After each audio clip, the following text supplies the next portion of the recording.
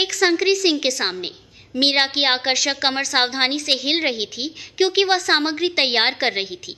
राजेश सावधानी से पीछे से एक कटोरा लेने के लिए आया और उसी क्षण उसने अपना संतुलन खो दिया, आगे की ओर झुक गया और सीधे मीरा की पीठ पर दब गया। ओह, मुझे माफ करना, राजेश ने कहा, लेकिन मीरा ने कोई हरकत नहीं की। उसका शरीर उसके सख्त निचले हिस्से को छू रहा था। मीरा का शरीर अनजाने में कांप गया। एक पल के लिए अपनी सांस रोककर वह धीरे से फुसफुसाई, मुझे नहीं पता था कि तुम्हारा इतना बड़ा हो सकता है। राजेश का चेहरा लाल हो गया, लेकिन वह पीछे नहीं हटा। इसके बजाय उसने मीरा को और भी कसकर अपनी बाहों में पकड़ लिया। मुझे समझो, मैं भी एक इंसान हूँ। यह सुनकर मीरा मुस्कुराई और जवाब दिया, बेशक, मैं भी एक इंसान हूँ। उसके हाथ राजेश के कूल्हों के नीचे चले गए और धीरे से उसकी पैंट के माध्यम से उस हिस्से को छुआ। यह वास्तव में मेरी कल्पना से परे है। एक छोटी सी प्रशंसा के साथ धीरे से पायटान्य तो बीरी एक इंसान हूँ मैं। उसकी आंखों की चमक पूरी तरह से बदल गई थी। मीरा शर्मा 55 साल की हैं। वह दिल्ली के करोल बाग इलाके में एक पुराने अपार्टमेंट में अकेली रहती हैं। 20 साल हो गए हैं जब उनके पति की एक सड़क दुर्घटना में मृत्यु हो गई थी। उस समय मीरा केवल 35 वर्ष की थी। अचानक विधवा होने के कारण उन्हें अकेले ही अपने 2 बच्चों, एक मिडिल स्कूल में और एक हाई स्कूल में, को पालना पड़ा। वह सुबह 4 बजे से लंच डिलीवरी सेवा करती थी। दोपहर में वह अपने बच्चों की परवरिश के लिए एक छोटे से सुपरमार्केट में कैशियर के रूप में काम करती थी। वे ऐसे दिन थे जब काम से देर से लौटने के बावजूद उसे उनका होमवर्क जांचना पड़ता था और उनके लंच बॉक्स तैयार करने पड़ते थे। अब उसकी बेटी 31 साल की है, शादीशुदा है और मुंबई में रहती है, और उसका बेटा 29 साल का है, काम कर रहा है और अलग रहता है। जब उसके बच्चे आत्मनिर्भर हो गए तो घर सचमुच खाली हो गया। सुबह 6 बजे मीरा आदत से उठ जाती थी। 25 साल तक परिवार के लिए नाश्ता तैयार करने की आदत उसके शरीर में समा गई थी। रसोई की ओर जाते हुए मीरा अचानक रुक गई। आदत से 4 कटोरे निकालने वाला हाथ हवा में ही रुक गया। फ्रिज खोलने पर उसे अभी भी सिर्फ एक व्यक्ति के लिए खरीदारी करने की आदत नहीं थी। कुछ दिन पहले उसने जो साइड डिश खरीदे थे वे अभी भी वैसे ही थे। अंत में उसने नाश्ते के लिए मैगी का एक पैकेट बनाया। दोपहर 3 बजे उसकी पड़ोस के एक कैफे में दोस्तों से मिलने की योजना थी। सुनीता, लक्ष्मी और अंजलि सभी पहले से ही वहाँ थी। तीनों दोस्त अपने पति के साथ रहती थीं। सुनीता ने अपने पति के साथ गोवा की अपनी यात्रा के बारे में बताया। लक्ष्मी ने बताया कि रिटायरमेंट के बाद अपने पति के साथ पहाड़ों पर चढ़ना कितना अद्भुत था। अंजलि ने भी खुशी खुशी साझा किया कि वह अपने पति के साथ सांस्कृतिक केंद्र में डांस क्लास ले रही है। मीरा, तुम इन दिनों क्या कर रही हो? ओह, मैं बस घर पर किताबें पढ़ती हूँ, टीवी देखती हूँ, उसने ऐसा कहा। लेकिन वास्तव में वह पूरे दिन बस समय बिताने के लिए खाली बैठी रहती थी। अपने दोस्तों की जीवंत बातचीत के बीच मीरा को और भी अलग थलग महसूस होने लगा। चलो हम सब अपने पतियों के साथ एक यात्रा पर चलते हैं, लेकिन मीरा का क्या? एक संक्षिप्त चुप्पी छा गई। मीरा ने चुपचाप अपनी कॉफ़ी पी। घर के रास्ते में रात का खाना तैयार करने के बारे में सोचकर उसने एक और राह भरी। उसने एक सुविधा स्टोर से तत्काल नूडल्स का एक डिब्बा खरीदा और घर में चली गई। खाली लिविंग रूम में अकेले बैठकर नूडल्स खाते हुए उसे और भी अकेलापन महसूस हुआ। खिड़की से बाहर देखने पर दूसरे घर रोशन थे। आईने में खुद को देखकर उसने एक कड़वी स्मिरेन्नय मुस्कान दी। 2 हफ्ते बाद एक मंगलवार की सुबह मीरा सरकार द्वारा जारी एक नियमित स्वास्थ्य जांच नोटिस के साथ अस्पताल गई। यह एक ऐसी जांच थी जिसे वह पिछले साल से करने की योजना बना रही थी, लेकिन टालती रही क्योंकि यह एक बड़ा अस्पताल था, न कि पड़ोस का कोई परिचित क्लिनिक। वह शुरू से ही खो गई थी। उसे वहां पहुंचने के लिए 2 बार मेट्रो बदलनी पड़ी। जैसे ही वह अस्पताल के गेट में दाखिल हुई, उसने लोगों की भीड़ देखी। अस्पताल की जटिल प्रणाली ने मीरा को शुरू से ही भ्रमित कर दिया। सूचना काउंटर के सामने एक लंबी कतार थी। जब उसकी बारी आई तो उसने कहा, मैं एक नियमित स्वास्थ्य जांच के लिए आई हूँ, कृपया कियोस्क पर पंजीकरण करें। कर्मचारी ने बड़ी स्क्रीन वाली मशीनों की ओर इशारा किया। मीरा उसके सामने खड़ी थी। यह नहीं जानती थी कि क्या दबाना है। उसे डिजिटल उपकरणों को संचालित करने में कठिनाई हुई और बेतरतीब ढंग से बटन दबाने के बावजूद वह अपनी वांछित स्क्रीन पर नहीं पहुंच सकी। पीछे लोग इंतजार कर रहे थे। मैडम, लोग पीछे इंतजार कर रहे हैं, क्या आप जल्दी कर सकती हैं? एक युवा कर्मचारी ने ठंडे स्वर में आग्रह किया। मीरा के हाथ कांपने लगे। उसे अपमानित महसूस हुआ और वह लगभग रोने लगी। माफ करना, मैं पहली बार यहाँ आई हूँ, इसलिए मैं परिचित नहीं हूँ। इसे इस तरह करो। कर्मचारी ने बिना किसी स्पष्टीकरण के स्क्रीन पर कुछ बार जल्दी से दबाया। मीरा और भी भ्रमित हो गई। उसने गलत कतार संख्या ले ली और क्लिनिक नहीं ढूंढ पाई, इसलिए वह गलियारों में भटकती रही। हर कोई जल्दी में उसके पास से गुजर रहा था और मीरा को और भी खोया हुआ महसूस हो रहा था। उसी क्षण, क्या मैं आपकी मदद कर सकता हूँ? एक गर्मजोशी भरी आवाज़ सुनकर मीरा ने अपना सिर उठाया। 50 के दशक के अंत में एक व्यक्ति मुस्कुराते हुए पास आ रहा था। राजेश कुमार, 58, मीरा से 3 साल बड़े थे। वह भी स्वास्थ्य जांच के लिए आए थे। मैं भी स्वास्थ्य जांच के लिए आया हूँ। पहली बार यहाँ आना वाकई जटिल है। राजेश की आवाज़ वाकई बहुत गर्म थी। हाँ, यह वास्तव में बहुत जटिल है। मुझे नहीं पता कि कहाँ जाना है। मीरा की आवाज़ में राहत साफ झलक रही थी। राजेश ने मीरा की कतार संख्या को देखा और विनम्रता और विस्तार से समझाया कि उसका उपयोग करने के तरीके से लेकर परीक्षणों के क्रम तक उन्होंने हर कदम पर उसका मार्गदर्शन किया। उन्होंने उस ठंडे कर्मचारी से भी धीरे से कहा, हमारी उम्र में इन मशीनों का उपयोग करना मुश्किल है। यदि आप थोड़ी और विनम्र हो सकती हैं तो हम बहुत आभारी होंगे। कर्मचारी का रवैया तुरंत नरम हो गया। राजेश की शांत आवाज़ की बदौलत लिफ्ट में राजेश ने स्वाभाविक रूप से बातचीत शुरू की। मैं राजेश कुमार हूँ। मैं करोल बाग में रहता हूँ। मैं मीरा शर्मा हूँ। क्या आप भी करोल बाग में रहते हैं? मैं भी वहीं रहती हूँ। क्या ऐसा है तो हम पड़ोसी हैं। पूरी परीक्षा के दौरान राजेश हमेशा मीरा की देखभाल और मार्गदर्शन करने के लिए उसके साथ था। उसने एक परिवार के सदस्य की तरह सावधानीपूर्वक उसकी मदद की। जब भी उसे जटिल क्लिनिक खोजने पड़ते, राजेश उसे रास्ता दिखाता। उसने उसे यह भी दिखाया कि परीक्षा के कपड़े कहाँ बदलने हैं और परीक्षण कक्षों का क्रम क्या है। जब मीरा का खून लिया जा रहा था तो यह देखकर कि वह सुइयों से डरती है, वह उसके पास खड़ा होकर बात करने लगा। यह जल्दी हो जाएगा, कोई बात नहीं। पेट की एंडोस्कोपी से पहले उसने उसे पीने के लिए पानी दिया और परीक्षा के बाद वो उसे आराम करने वाले क्षेत्र में ले गया। यह वास्तव में विनम्र और विचारशील देखभाल थी। जब सभी परीक्षण समाप्त हो गए और वे पहली मंजिल की लॉबी में नीचे आए तो मीरा ने ईमानदारी से अपना आभार व्यक्त किया। वास्तव में आपका बहुत बहुत धन्यवाद। आपकी वजह से मैंने सब कुछ सुचारू रूप से पूरा किया। कोई बात नहीं, यह करना ही था।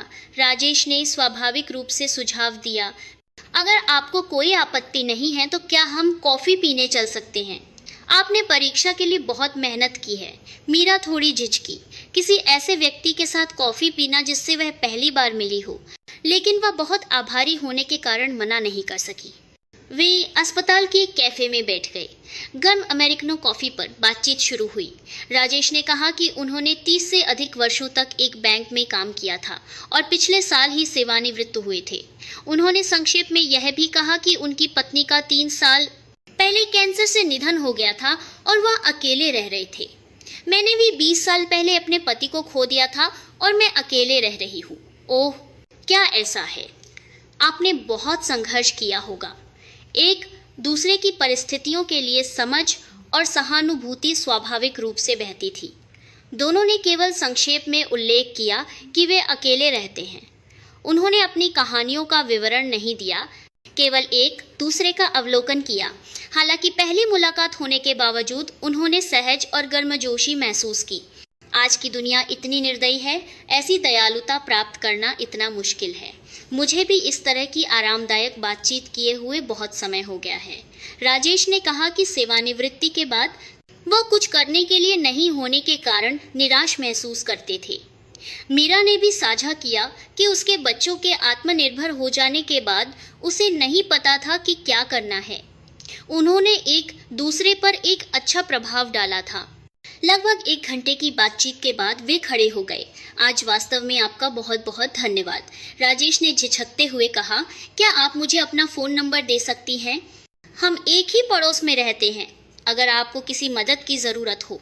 मीरा थोड़ी झिझकी, लेकिन फिर उसने उसे अपना फ़ोन नंबर दे दिया। उन्होंने संपर्क नंबरों का आदान प्रदान किया और अपनी पहली मुलाकात समाप्त की। 3 दिन बाद एक गुरुवार की सुबह मीरा करोल बाग के पारंपरिक बाजार में किराने का सामान खरीदने गई। वह अकेले के लिए कुछ खाना खरीदने की योजना बना रही थी। सब्जी के स्टॉल पर सलाद चुनते समय उसने एक परिचित आवाज़ सुनी। वह व्यक्ति जिससे मैं उस दिन अस्पताल में मिली थी।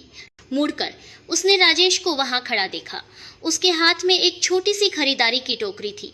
कुमारी मीरा, आपसे मिलकर बहुत खुशी हुई। राजेश भी वास्तव में खुश लग रहा था। दोनों की खरीदारी की टोकरियों को देखने पर उन्होंने देखा कि उनमें केवल एक व्यक्ति के लिए पर्याप्त भोजन था। थोड़ा सा अचार, पनीर का एक टुकड़ा, अंडे का एक डिब्बा। उन्होंने एक बार फिर पुष्टि की कि वे दोनों अकेले रहते हैं। बाजार के विक्रेता ने मजाक में कहा, 2 नियमित ग्राहक एक दूसरे को नमस्कार कर रहे हैं। दोनों शर्मिंदगी से मुस्कुराए। वे एक साथ बाजार में घूमे। राजेश को अच्छी मछली चुनना नहीं आता था, इसलिए उसने मीरा से पूछा। मीरा ने स्वाभाविक रूप से उसे ताजी और स्वादिष्ट मछलियां चुनने में मदद की। उसने कहा कि जब से उसकी पत्नी का निधन हुआ है, वह खरीदारी में अच्छा नहीं रहा है। मीरा 20 साल के अकेले रहने के अनुभव के साथ ने कई उपयोगी सुझाव दिए। 1 हफ्ते बाद मीरा वार्ड कार्यालय से घर जा रही थी। वह बस स्टॉप पर बस का इंतजार कर रही थी। कुमारी मीरा, पीछे से एक आवाज़ सुनकर वह मुड़ी और राजेश को देखा। ओ श्री राजेश, हम फिर से मिल गए। यह सच है कि हम बहुत बार मिलते हैं। यह किस्मत होनी चाहिए। बस का इंतजार करते हुए उन्होंने स्वाभाविक रूप से बातचीत की। राजेश भी बैंक में अपना काम निपटाने के बाद घर जा रहा था। वे एक ही बस में चढ़े और एक दूसरे के बगल में बैठकर बात की। धीरे धीरे वे एक दूसरे के साथ अधिक सहज महसूस करने लगे। कुछ दिनों बाद वे फिर से पड़ोस के एक कैफे में संयोग से मिले। मीरा किताबें पढ़ने आई थी और राजेश अखबार पढ़ने आया था। हम फिर से मिल गए, राजेश ने हंसते हुए कहा। वे एक ही मेज पर बैठ गए और कॉफ़ी पी। अब मुलाकातें स्वाभाविक और प्रतीक्षित हो गई थी। धीरे धीरे वे एक दूसरे की तलाश करने लगे। क्या मैं आज उससे मिल पाऊंगा का विचार पनपने लगा। जब भी मीरा बाहर जाती तो वह अपने कपड़ों पर ध्यान देती, इस उम्मीद में कि वह राजेश से मिल सकती है। राजेश भी जब भी बाहर जाता तो मीरा से मिलने की उम्मीद करता। उनके बीच एक विशेष भावना पनपने लगी। हालांकि इस समय सावधानी और झिझक अभी भी अधिक थी। लगभग 1 महीने बाद एक शांत दोपहर में दोनों एक परिचित कैफे में मिले और सामान्य से अधिक गंभीर बातचीत की।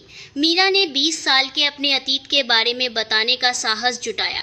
वास्तव में मैंने 35 साल की उम्र में एक सड़क दुर्घटना में अपने पति को खो दिया था। राजेश ने गंभीर चेहरे से मीरा की कहानी सुनी। मीरा की आवाज़ में वे कठिनाइयाँ थीं जिन्हें उसने 20 साल तक अकेले सहा था। मुझे अकेले ही अपने 2 बच्चों की परवरिश करनी पड़ी जो स्कूल में पढ़ रहे थे। यह वास्तव में बहुत मुश्किल था। ट्यूशन फीस, रहने का खर्च, सब कुछ मेरे कंधों पर आ गया। उसने सुबह 4 बजे से एक रेस्तरां में काम करने और दोपहर में एक सुपरमार्केट में कैशियर के रूप में काम करने के बारे में बताया। उन दिनों के बारे में जब काम से देर से लौटने के बावजूद उसे अपने बच्चों का होमवर्क जांचना पड़ता था और लंच बॉक्स तैयार करने पड़ते थे। मैंने गुजारा करने के लिए देर रात तक काम किया।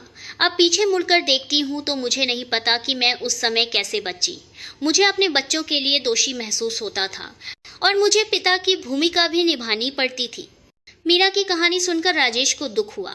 वह कल्पना कर सकता था कि इतनी कम उम्र में अकेले 2 बच्चों की परवरिश करना कितना मुश्किल रहा होगा। अब मेरे बच्चे बड़े हो गए हैं, लेकिन मुझे नहीं पता कि मुझे आगे कैसे जीना है। मीरा की आवाज़ में एक गहरा खालीपन था। 20 साल तक वह केवल अपने बच्चों के लिए जीती थी और अब जब वह लक्ष्य नहीं रहा तो वह खाली महसूस कर रही थी। राजेश ने भी अपनी कहानी सुनानी शुरू की। मैंने भी 3 साल पहले कैंसर से अपनी पत्नी को खो दिया था। राजेश की आवाज़ भी काम गई। वह 5 साल तक बीमारी से लड़ी। यह वास्तव में बहुत मुश्किल था। उन्होंने बताया कि जब से उनकी पत्नी बीमार पड़ने लगी थी, उनका सारा जीवन बदल गया था। सब कुछ अस्पताल और घर के बीच अपनी पत्नी की देखभाल करने के इर्द गिर्द घूमता था और उन्होंने अपनी सारी सेवानिवृत्ति की बचत उसकी बीमारी के इलाज पर खर्च कर दी थी। लेकिन मैंने सोचा था कि अगर मैं अपनी पत्नी को बचा सकता हूँ तो मैं कुछ भी करूँगा, लेकिन अंत में मैं उसे नहीं बचा सका। राजेश की आंखों में आंसू थे। मीरा को भी दुख हुआ। मैंने कभी नहीं सोचा था कि इस उम्र में अकेले रहना इतना अकेला होगा। जब मेरी पत्नी जीवित थी तो मुझे इसका एहसास नहीं हुआ, लेकिन अब सब कुछ खाली और अर्थहीन है। सुबह उठने पर बात करने के लिए कोई ना होने का अकेलापन, रात का खाना खाने पर बात करने के लिए कोई ना होने का अकेलापन। तथ्य यह है कि टीवी देखते समय भी वह अकेला हंसता था, बीमार होने पर भी उसे अकेले ही सहना पड़ता था। वे एक दूसरे के दर्द को समझने और सांत्वना देने वाले रिश्ते में विकसित हो गए थे। एक ही परिस्थिति से एक गहरी सहानुभूति बनी। दोनों ने एक दूसरे को देखा और एक दूसरे को अनकही सांत्वना दी। अब वे केवल पड़ोसी नहीं थे, बल्कि एक दूसरे के लिए विशेष अर्थ वाले लोग बन गए थे। अपने दर्दनाक अतीत को साझा करने के बाद उनका रिश्ता और भी गहरा हो गया। अकेले घर पर भी मीरा राजेश के बारे में सोचना बंद नहीं कर सकी। इस उम्र में प्यार करने के लिए क्या है, उसने खुद से कहा, लेकिन वह घबराहट की भावना को छिपा नहीं सकी। हर बार जब वे मिलते तो वह अपने कपड़ों पर अधिक ध्यान देती। खुद को आईने के सामने एक के बाद एक कपड़े बदलते हुए देखकर वह हंस पड़ी। मैं यह क्या कर रही हूँ? लेकिन राजेश से मिलने का विचार उसके दिल को तेजी से धड़का देता था। जब उसे राजेश का एक संदेश मिला तो उसने बहुत देर तक सोचा कि क्या जवाब देना है। बहुत उत्साही होना अच्छा नहीं था और बहुत ठंडा होना अजीब था। यह एक ऐसा रहस्य था जिसे वह अपने दोस्तों को नहीं बता सकती थी। 55 साल की उम्र में प्यार, वह खुद भी इस पर विश्वास नहीं कर सकती थी। लेकिन केवल राजेश के साथ होने पर ही 20 वर्षों में पहली बार उसने एक महिला के रूप में एक रोमांच महसूस किया। जिन भावनाओं को वह मरा हुआ समझती थी वे फिर से जीवित हो रही थी। राजेश भी ऐसा ही था। केवल मीरा के साथ होने पर ही वह मुस्कुराता था और हर दिन प्रतीक्षित हो जाता था। पिछले 3 वर्षों का उदास और नीरस जीवन जीवंत हो गया था। सुबह उठना भी आसान हो गया था। कुमारी मीरा के लिए धन्यवाद, मेरा जीवन और अधिक सुखद हो गया है, राजेश ने ईमानदारी से व्यक्त किया। लेकिन साथ ही वह अपनी दिवंगत पत्नी के प्रति दोषी महसूस करता था। अपनी पत्नी की तस्वीर को देखकर उसने खुद से कहा, प्रिया, मुझे माफ़ करना, मुझे ऐसा नहीं करना चाहिए, है ना? लेकिन वह मीरा के बारे में सोचना बंद नहीं कर सका। वह अभी तक अपने बच्चों को नहीं बता सका था। उसे चिंता थी कि वे कैसी प्रतिक्रिया देंगे। फिर भी मीरा के साथ बिताया गया समय वास्तव में बहुत खुशी का था। बहुत समय बाद उसने फिर से एक पुरुष की भावनाओं को महसूस किया। दोनों ने धीरे धीरे लेकिन निश्चित रूप से बढ़ते हुए स्नेह को महसूस किया। अब ये केवल दोस्ती नहीं थी, बल्कि प्यार की भावनाएं पनप रही थीं। एक शुक्रवार की रात लगभग 11 बजे राजेश घर पर अकेले टीवी देख रहा था, जब अचानक उसे अपनी छाती में एक तेज दर्द महसूस हुआ। पहले तो उसने सोचा कि यह सिर्फ एक सामान्य मांसपेशियों का दर्द है, लेकिन दर्द और भी तेज होता गया और उसकी सांस भी तेज हो गई। ये क्या है? ठंडा पसीना आने लगा। अकेले रहने पर यह स्थिति राजेश के लिए वास्तव में डरावनी थी। अपनी छाती को कसकर पकड़कर उसने अंततः एम्बुलेंस को फोन किया। चिकित्सा कर्मचारी आए और राजेश को आपातकालीन कक्ष में ले गए।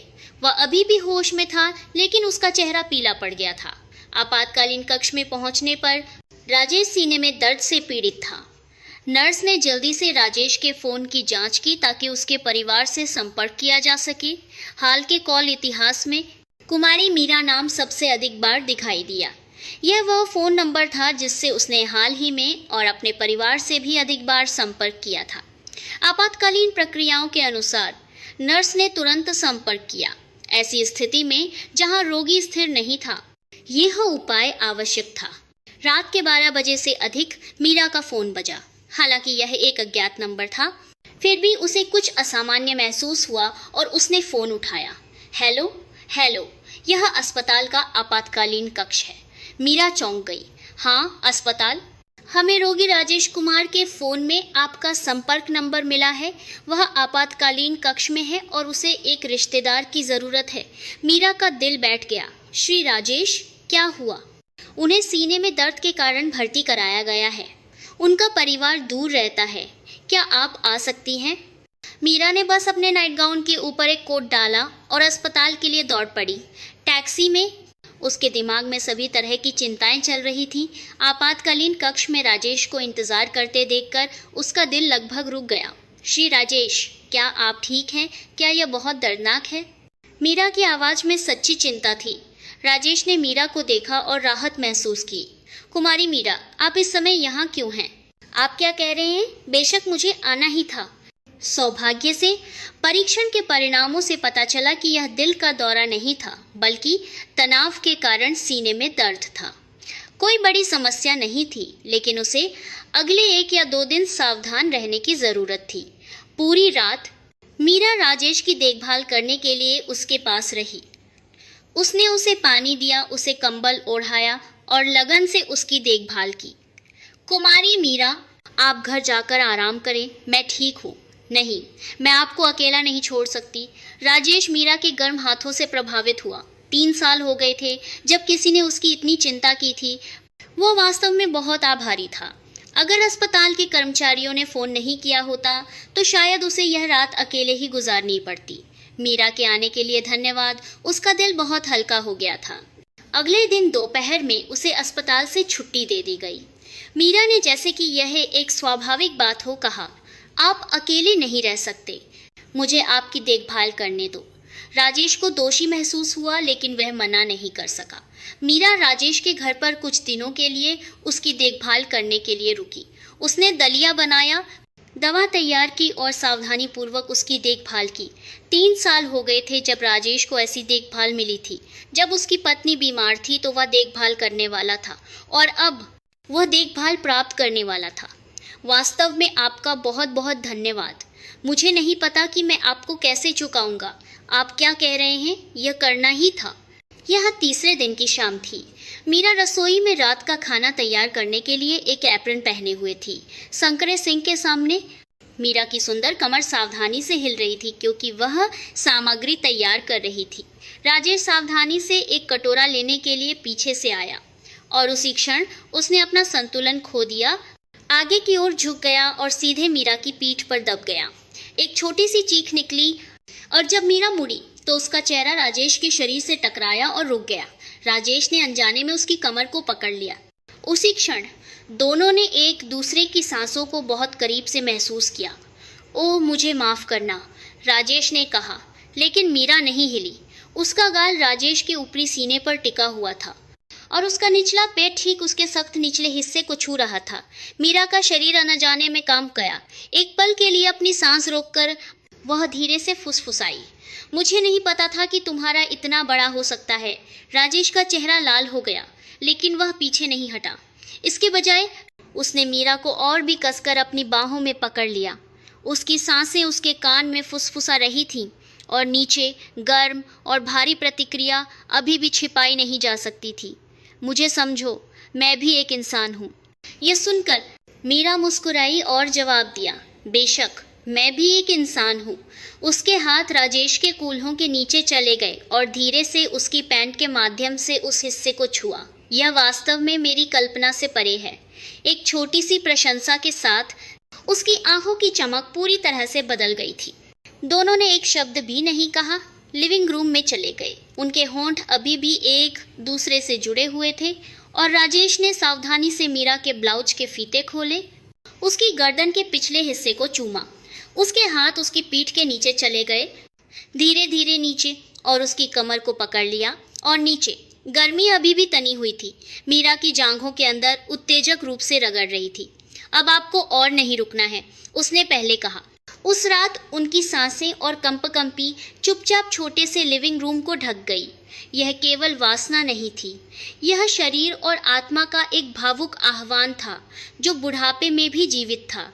अगली सुबह दोनों एक दूसरे की आंखों में देखने की हिम्मत नहीं कर सके। पिछली रात की घटना एक सपने की तरह थी। मीरा जल्दी उठी और नाश्ता तैयार किया। वह सामान्य से अधिक सतर्क और शांत लग रही थी। राजेश भी अजीब तरह से शर्मिंदा लग रहा था। क्या मैं कल रात बहुत जल्दी में था? एक दूसरे के बारे में भ्रम और चिंता मिश्रित थी। यह इस बात पर भ्रम था कि इस उम्र में ऐसा कुछ हुआ था। उन्होंने सामान्य से अधिक विनम्र और औपचारिक होने की कोशिश की क्योंकि वे एक दूसरे को बहुत महत्व देते थे। वे और भी सतर्क हो गए थे। कल की बात कृपया भूल जाओ, राजेश ने झिझकते हुए कहा। कोई बात नहीं, मीरा ने भी एक मजबूर मुस्कान दी, लेकिन अपने दिलों में दोनों ने सोचा कि वह क्षण वास्तव में कीमती था। यह वह गर्मजोशी और प्यार था जिसे उन्होंने 3 साल बाद महसूस किया था। एक साथ दोपहर का भोजन करते समय भी बातचीत बहुत अजीब थी। उनकी आवाज़ का लहजा सामान्य से बहुत अधिक सतर्क और विनम्र था। श्री राजेश, आप कैसा महसूस कर रहे हैं? हाँ, आपकी वजह से मैं बहुत बेहतर हूँ। एक दूसरे के लिए भावनाएं गहरी होती गईं, लेकिन व्यक्त करना मुश्किल था। इस उम्र में प्यार करने का एक बोझ था। एक हफ्ते बाद मीरा ने अपनी बेटी को फ़ोन करने का साहस जुटाया। माँ को कुछ कहना है।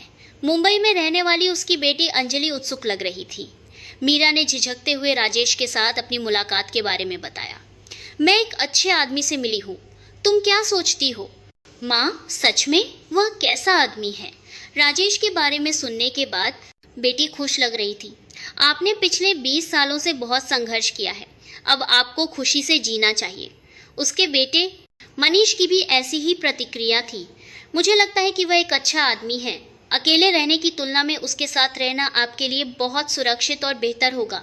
उसके बच्चे किसी और से बेहतर अपनी माँ के अकेलेपन को समझते थे। 20 साल तक वह केवल अपने बच्चों के लिए जीती थी। अंकल राजेश एक अच्छे आदमी लगते हैं और आपकी अच्छी देखभाल करते हैं, इसलिए मैं भी निश्चिंत हूँ। अपनी बेटी के शब्द सुनकर मीरा को राहत महसूस हुई। हालांकि राजेश की स्थिति अलग थी।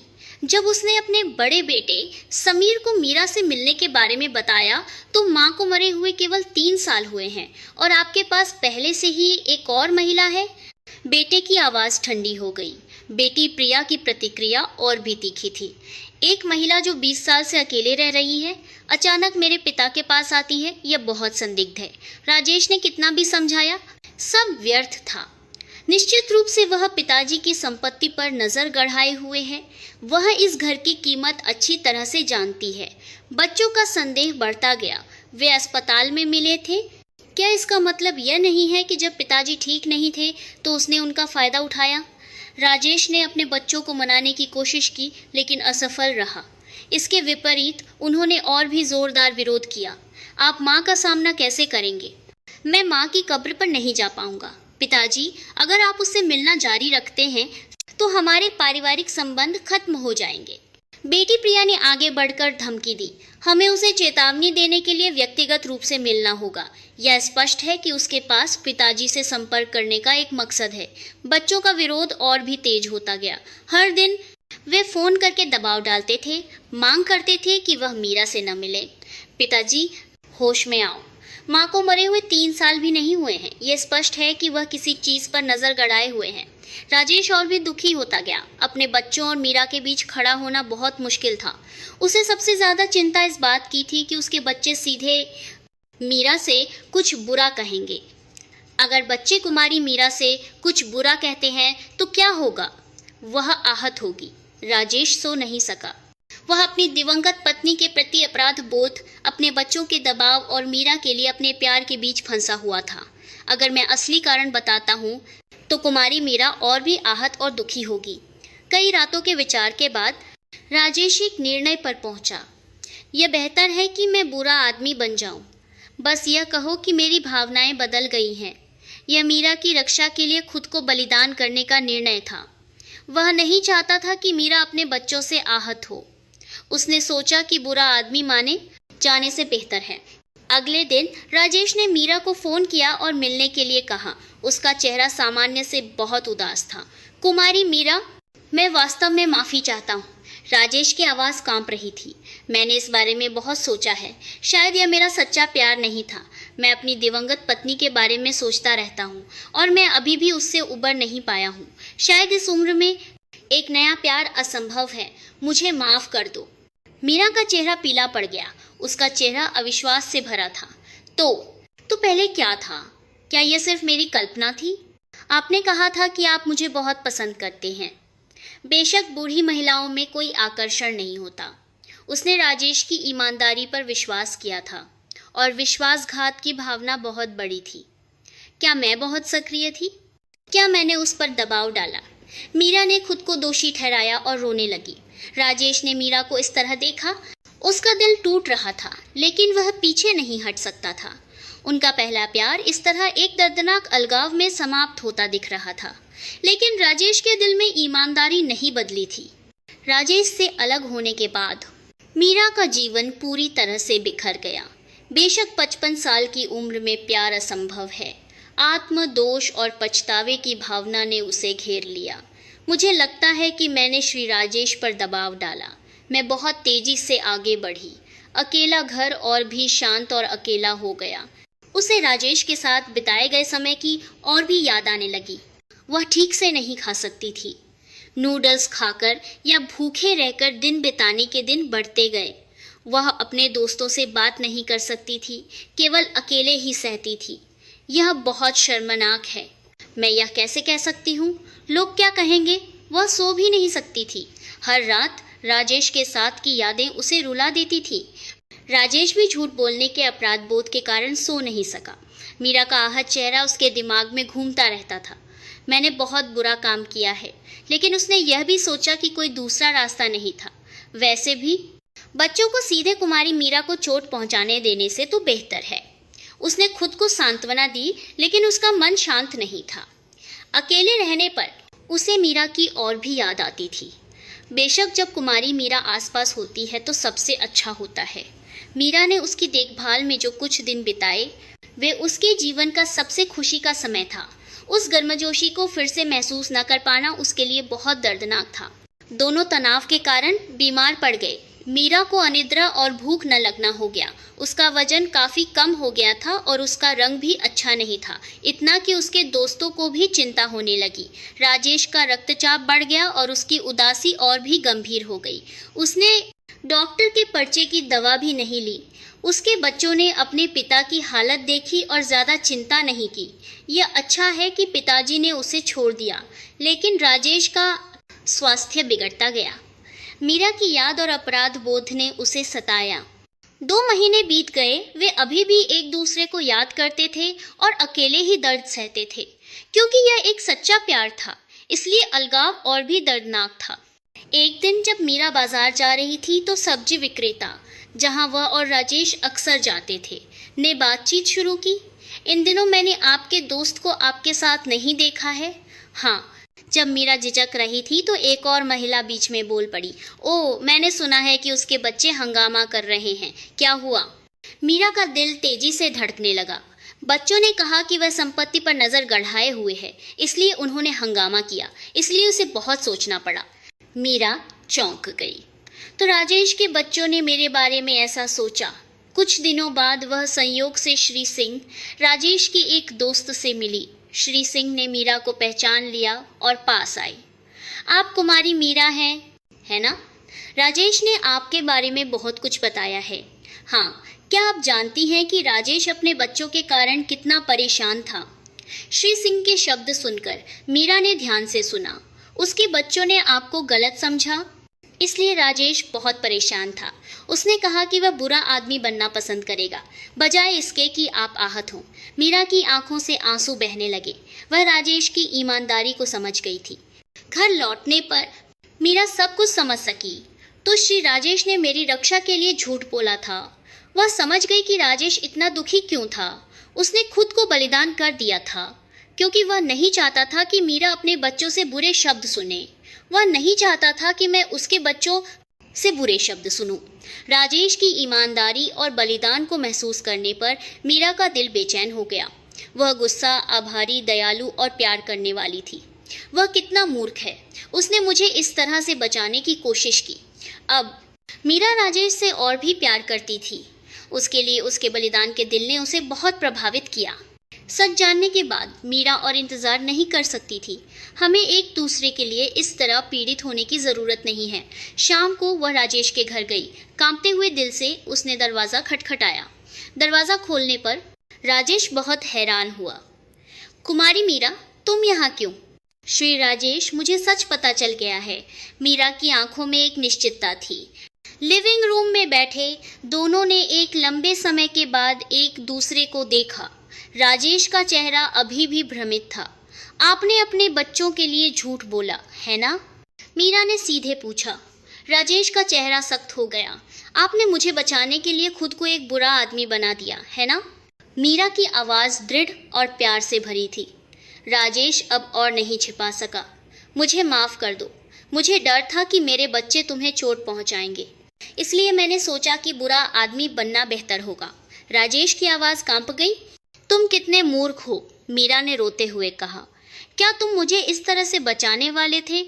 इस उम्र में क्या हमें अभी भी अपने बच्चों के चेहरे देखकर जीना है? कुमारी मीरा, मैं वास्तव में माफ़ी चाहता हूँ। राजेश ने ईमानदारी से माफ़ी मांगी। मैंने तुम्हें एक पल के लिए भी नहीं भुलाया है। मैं तुमसे और भी प्यार करती हूँ। मीरा ने भी अपना दिल खोल दिया। मैं भी। मैं श्री राजेश से और भी प्यार करती हूँ। हमें भी खुश रहने का अधिकार है। मीरा के शब्द सुनकर राजेश ने भी सिर हिलाया। दोनों ने एक दूसरे को कसकर गले लगा लिया। पिछले 2 महीनों का दर्द जैसे गायब हो गया। अब हमें क्या करना चाहिए? राजेश ने चिंता से पूछा। चलो हम सब मिलकर इसका सामना करते हैं। चलो उन्हें दिखाते हैं कि हम वास्तव में एक दूसरे से प्यार करते हैं। मीरा की आवाज़ दृढ़ संकल्प से भरी थी। 1 हफ्ते बाद राजेश ने अपने बच्चों को बुलाया। मीरा भी वहाँ थी। हम एक दूसरे से प्यार करते हैं और हमने अपना शेष जीवन एक साथ बिताने का फैसला किया है। राजेश की आवाज़ दृढ़ थी। बेटे समीर और बेटी प्रिया ने अभी भी विरोध किया। पिताजी, क्या आप सच में ऐसा करने जा रहे हैं? मीरा ने शांति से कहा। अगर मकसद संपत्ति है तो हम अलग रह सकते हैं, लेकिन हम वास्तव में एक दूसरे से प्यार करते हैं। 20 साल तक अकेले रहने के दौरान मैंने कभी किसी से कुछ नहीं मांगा। मैं श्री राजेश के पास उनकी संपत्ति के लिए नहीं, बल्कि उनके लिए आई हूँ। राजेश ने भी दृढ़ता से कहा। कुमारी मीरा ने मेरी देखभाल की जब मैं बीमार था, एक परिवार के सदस्य से भी बेहतर। भले ही आप लोग विरोध करें, हम साथ रहेंगे। हमें भी खुश रहने का अधिकार है। पहले तो बच्चों ने कड़ा विरोध किया, लेकिन समय के साथ वे बदल गए। उन्होंने राजेश में बदलाव देखा था। पिताजी वास्तव में खुश दिखते हैं। बेटी प्रिया सबसे पहले अपना दिल खोलने वाली थी। मीरा की ईमानदारी और लगन से देखभाल देखकर गलतफहमी दूर हो गई। उसने महसूस किया कि वह वास्तव में अपने पिता से प्यार करती है। बेटे समीर ने भी धीरे धीरे अपनी सोच बदल दी। वह वास्तव में पिताजी की बहुत अच्छी देखभाल करती है। 6 महीने बाद बच्चों का रवैया पूरी तरह से बदल गया था। पिताजी आप खुशी से रहें। 1 साल बाद उन्होंने एक छोटी सी शादी की। परिवार और करीबी दोस्त आशीर्वाद देने आए। मीरा के बच्चों ने शुरू से ही समर्थन किया था और राजेश के बच्चे भी अब ईमानदारी से बधाई दे रहे थे। देर से ही सही, आप दोनों को एक अच्छा जीवन साथी मिल गया है। यह 55 साल की उम्र में मिले एक सच्चे जीवन साथी के साथ एक नई शुरुआत थी। हालांकि बुढ़ापे में यह एक गहरा और परिपक्व प्यार था। जब हम सोचते हैं कि बहुत देर हो चुकी है, तो यह सबसे तेज समय होता है। मीरा के शब्द सुनकर राजेश भी हौंसा और सिर हिलाया। उन्होंने महसूस किया कि उम्र सिर्फ एक संख्या है। सच्चे प्यार की कोई सेवानिवृत्ति की उम्र नहीं होती है। यह एक आशापूर्ण अंत था। यह दर्शाता है कि बुढ़ापे में भी एक नया प्यार और नई खुशी पूरी तरह से संभव है। दोनों ने हाथ पकड़कर एक नया जीवन शुरू किया। 20 साल के अकेलेपन और 3 साल के एकांत को पीछे छोड़कर उन्होंने सच्ची खुशी पाई। अब सुबह उठने पर उनके पास प्यार करने वाला कोई था और रात का खाना खाने पर बात करने के लिए कोई था। 55 और 58 साल की उम्र में देर से खिलने वाला प्यार इस तरह खूबसूरती से फला फूला